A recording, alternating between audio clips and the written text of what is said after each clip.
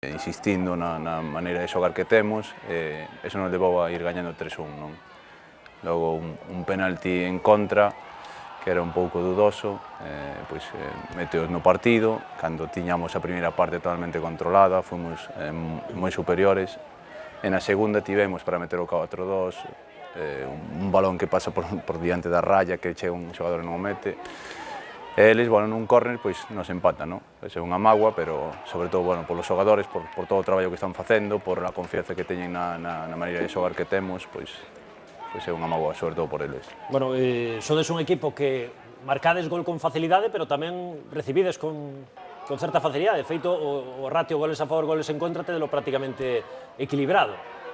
Sí, a verdade é que... Falábamos do 5-3 do Choco, tamén tedes goleadas a favor. Sí, é verdade, eso que eu era defensa, non, pero bueno, somos un equipo que miramos para arriba, intentamos xogar, sair a xogar o fútbol, levar o control do partido, e, bueno, eso ás veces pois te leva a que poidas encaixar algún gol, non? Aí estamos vendo os dous primeiros goles do As Pontes de Santi, este é o terceiro marcado por Chicho, estamos no minuto máis ou menos 25 da primeira metade.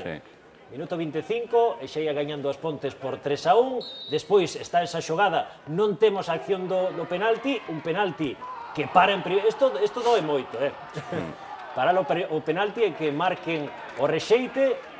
Aí estaba Brais transformando o gol, a parada é moi boa.